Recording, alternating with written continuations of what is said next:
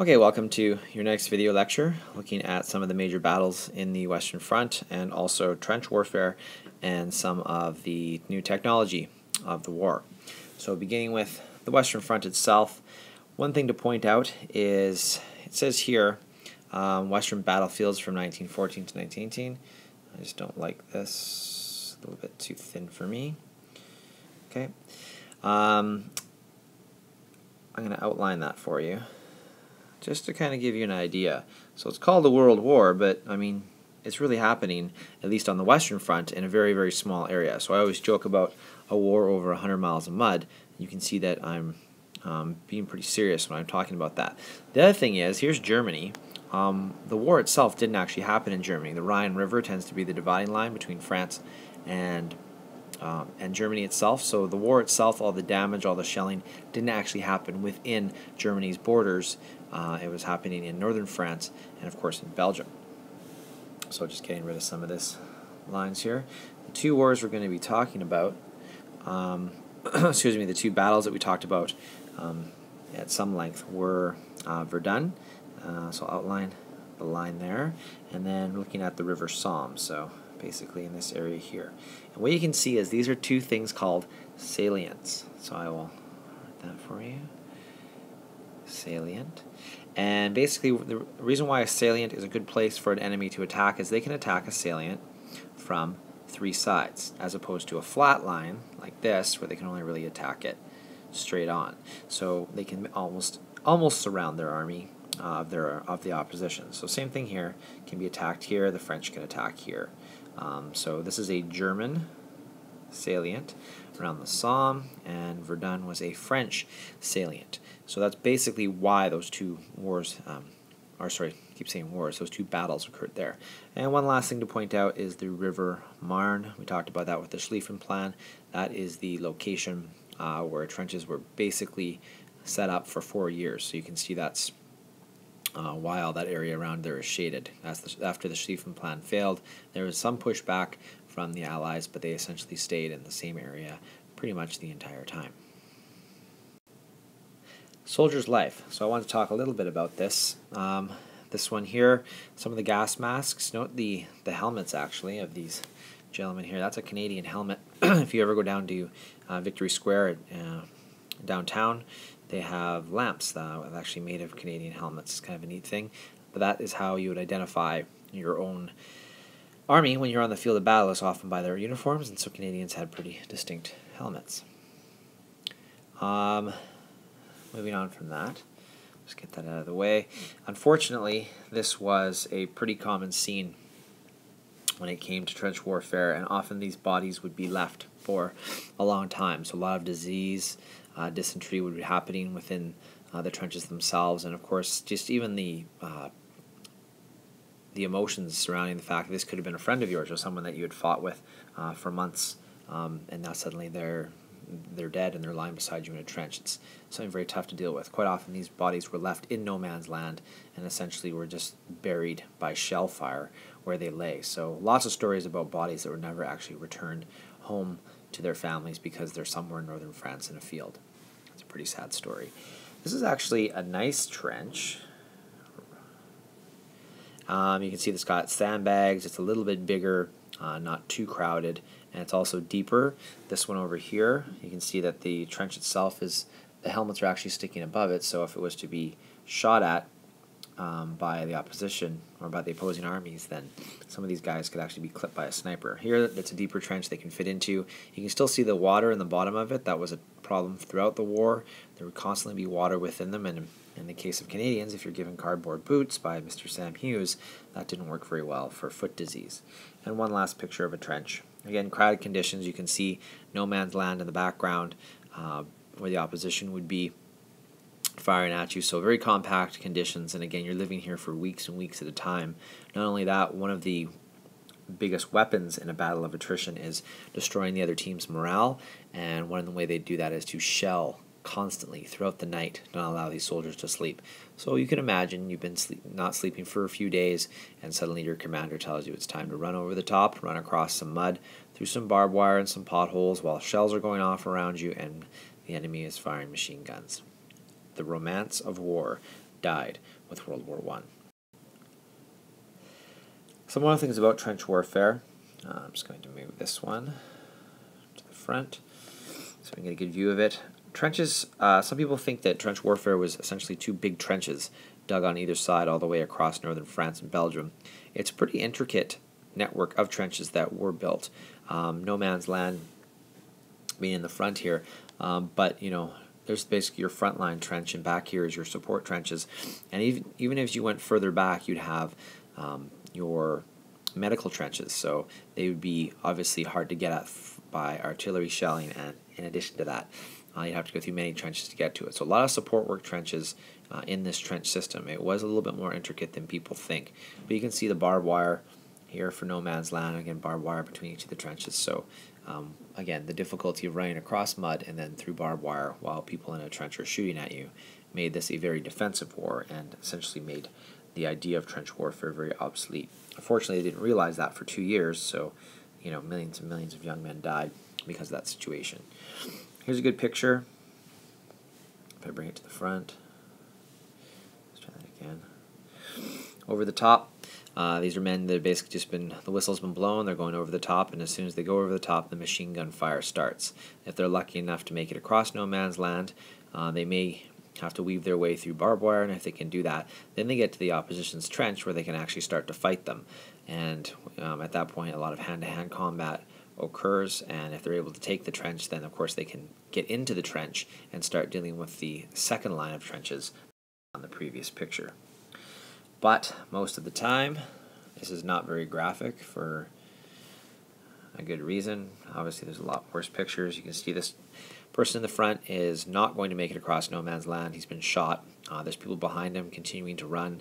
He couldn't stop. He just had to keep going, because if he did stop to help out one of the people in your company, you would probably be shot as well. Here's an example of one of the large shelling artilleries forward. And I like to show this picture because it is of no man's land in a place that a lot of people know from the poem, in Flanders Field. So this used to be a forest, and you can see what the devastation of artillery fire has done to it, even the land itself being difficult for the soldiers to cross over. So this was not where you could even do a full sprint to try to avoid bullet fire. You're often trying to get your way through different types of trenches and potholes being created by artillery shelling. So getting back to our two battles again. Whoop, I got my pen going here. Verdun and the Battle of the Somme. In these areas, I'll just bring up some maps to highlight some of the things about these two. Again, we focus on these because of just the massive amounts of casualties that happened, and this was sort of the last two big battles that the massive amount of casualties would incur. They had to change some tactics. There became a realization that this just wasn't simply working. So the Battle of Verdun, again, the French salient, was being attacked by Germans, and the Battle of the Somme was actually in response to the Battle of Verdun. They wanted to attack the German fortifications. The British Army did. A guy by the name of General Haig sent many young men, including Canadians, to their death in really a pointless battle. It was done to relieve pressure on Verdun for the French, and there's a lot of debate in some of the revisionist history about whether this guy really knew what he was doing and if he understood the death toll. And particularly for the Battle of the Somme, I think over approximately 400 to 500,000 British troops, or 600,000 German troops, and about 150,000 French troops died in this battle, and it didn't move the line much at all. So, what gains could be made? You could line up the bodies and probably go farther than the actual gains made by the army. But that's a debate about all of trench warfare, is how useful it was, and also whether it was worth the death toll that it took. Here's a better map. Bring that to the front of Verdun. And again, you can see it would be pretty easy. This is a little bit better. If you had your army sort of spread out into many different areas, you're trying to attack. You can be, you're talking artillery shells from many different sides, so it would be difficult for any army to try to defend that. Again, why salients were often attacked by. Come on. bring this one in. That's the Battle of the Somme. It also again does show Verdun down here, but the Battle of the Somme itself. So all these British fortifications here, all these German fortifications here, were where this battle was happening. And again, the ability of the French to attack from this side and the British from this side, that salient was a good place to attack, and again trying to relieve pressure. And I have a better map actually that shows you how little was done in terms of the battle itself. Oh. Gonna have to do some work here, bringing this. No, you. No, you. Oh, maybe I can do this.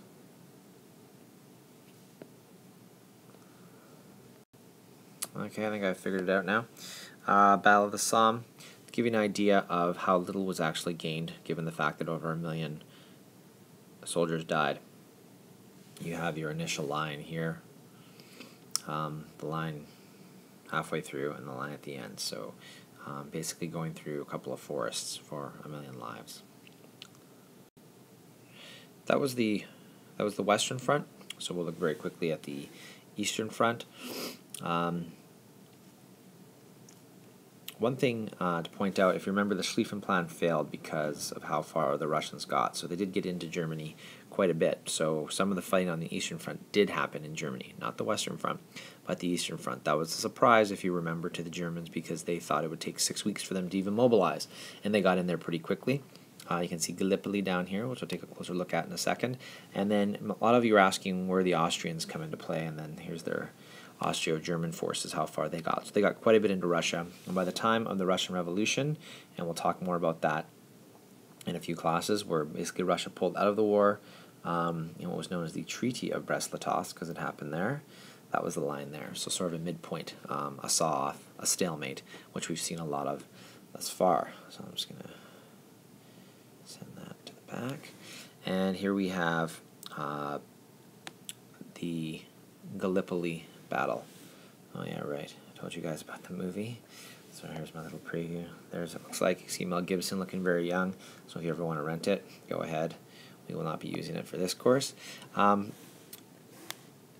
Here's your Dardanelles. So again, this is this area, and there is the Gallipoli Peninsula. So obviously controlling this controls the entrance to the Dardanelles, and then the supply line through the Black Sea going to Russia was why Russia really wanted to be a part of the Balkans. It was one of their major not environmental, but economic reasons why they wanted to be involved. Some of their political reasons were the protecting of Serbia and some of the other Slavic nations, but really the economics of having a warm or all-weather port, year-round port they could ship to, was huge, because in Russia it gets cold, so all the northern ports are essentially useless.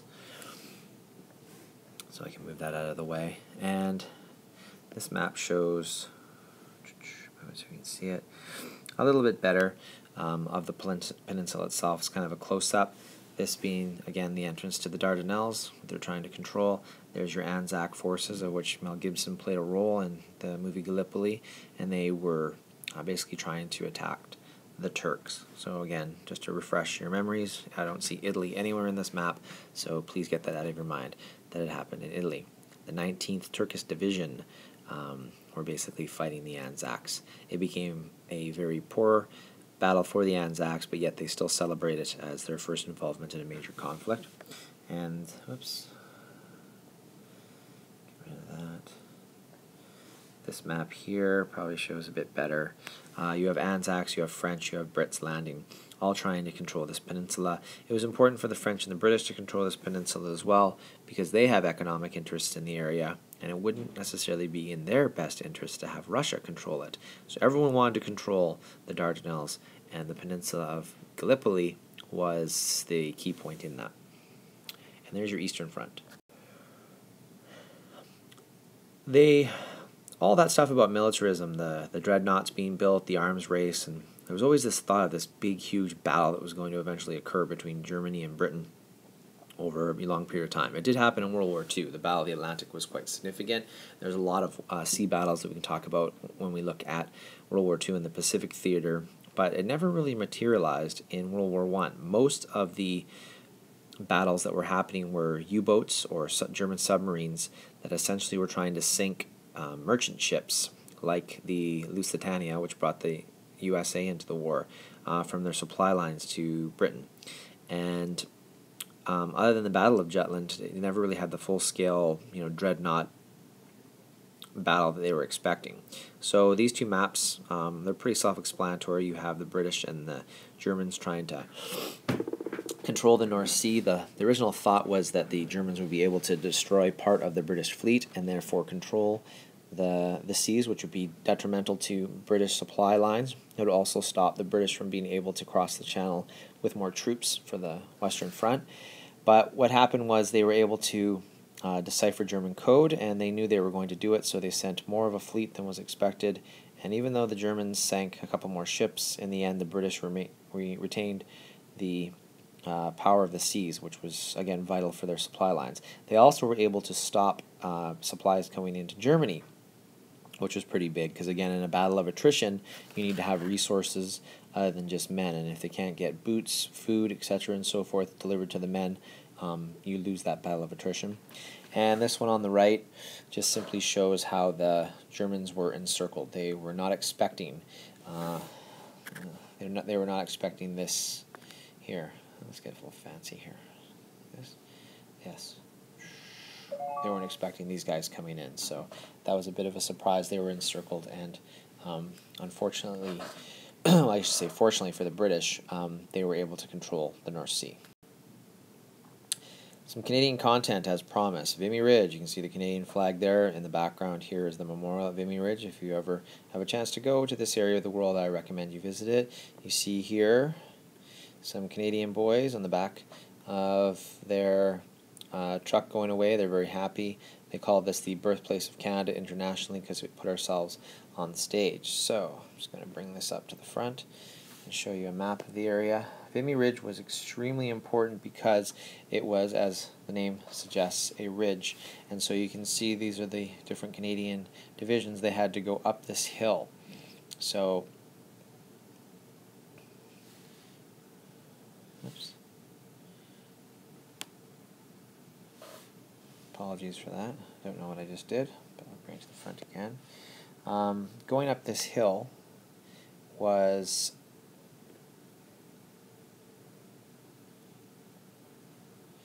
a difficult process because every time you're in a lower position from your enemy and they're able to shoot down at you, that puts them in a serious, powerful position. So it was heavily fortified by the Germans, but they found a way to get it done.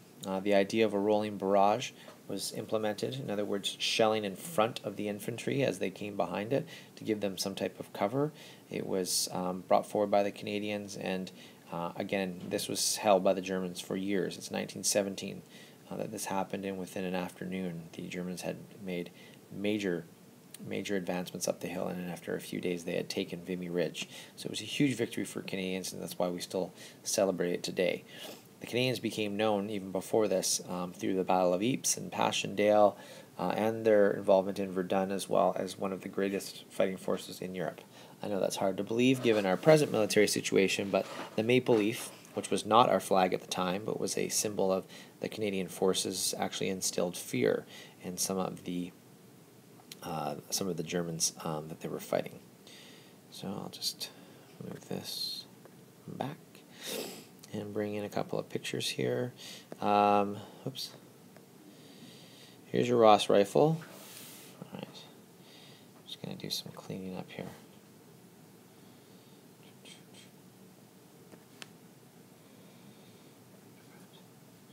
Here's your Ross rifle blown up for you. Again, to remind you of that, this was some of the profiteering that was complained about during World War I, saying that this rifle, even though it shot straight when dry, would not work very well in the wet conditions of the trenches, but because our munitions minister, Sam Hughes, had shares within the company, or somebody knew had shares, I'm not exactly sure of the whole story, but there was rumors that he had some economic interest within the company. They chose that. After a while, they realized it was not the best rifle to use, so they brought in this one, and this is your Lee Enfield, which is a British rifle that, although it was not as much of a marksman piece, it worked much better in wet and muddy conditions, which is what they faced in the trenches. So a little bit of Canadian content. I'm not going to go into the RAF, but just know that Billy Bishop was our Canadian fighting ace, shot down over 70, I believe, enemy planes, or forced them down. And Rob Brown was another well-known Canadian. He actually shot down the infamous Red Baron. And speaking of the planes, we can start with those in terms of some of the new technology. Again, World War I was a very big transition point. These were old world or old war techniques that were being used in a time when new technology was taking over. So trench warfare was still seen as an effective measure of war. There were past wars where you could go into an enemy's trench much easier than you could in World War I, simply because they didn't have the firepower to keep you back. So someone using a bolt-action rifle or having to get gunpowder out and load it and get 1 or 2 shots off as you're running across no man's land is very different than people in a fortified trench with machine guns that can shoot, multiple bullets per second, basically mowing you down as easy as possible. But starting with our planes. So that's what they looked like. There's a biplane, and again, earlier in the war, none of them had any type of munitions on them. They're having problems with them shooting their own props off, so often it would be used for scouting missions for the most part, just like the airships of like the Zeppelin. So they go out, they find out where the trenches were. They could drop some very primitive bombs that may or may not work, but for the most part they were used for scouts. And a lot of the dogfights were plane versus plane, and they'd actually have to force the other people down. And here's a picture from that time as well. These are 2 of the big guns that did most of the shelling. Again, these would be to either protect the troops moving forward, to shoot at the enemy's trench, or just simply to keep them awake all night. And probably the most effective tool of World War I was the machine gun. Again, it increased its speed throughout the war itself, being able to shoot more bullets per second. And again, in terms of a defensive weapon, it was huge. It would not allow troops to make it to enemy trenches. And finally, the tanks. So we have some examples of tanks down here.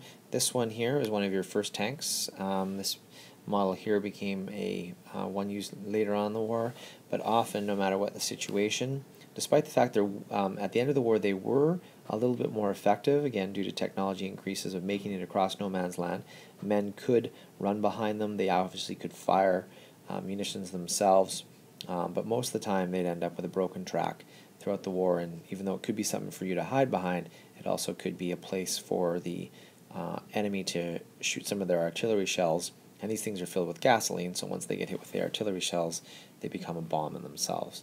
So a little bit about the technology of World War I. So a brief snapshot of the Western Front, the Eastern Front, some of the major battles, with a little bit of Canadian content. One thing we haven't discussed thus far is the concept of total war. We will get into that, but just know that World War I was the first time that people on the idea of a home front came into play. Most of the time when wars are fought, like for instance the war in Afghanistan that happened recently, your local economy isn't affected very much. World War I and later on World War II were total wars. In other words, the home front played a large role in it. And again, the idea of having to supply your troops in a war of attrition became just as important as the troops themselves and in the front lines. So you had a war front, or a Western Front and an Eastern Front, and you had a home front. And the home front became vital. And it did affect Canada's economy drastically. Things like war gardens, things like the mothers and wives at home knitting socks, rationing, all that type of stuff came into play. So it was a big piece of World War I and World War II, and something we'll discuss. Hopefully this cleared up some issues for you, and you can use it to take some notes from to help for your studying for this war.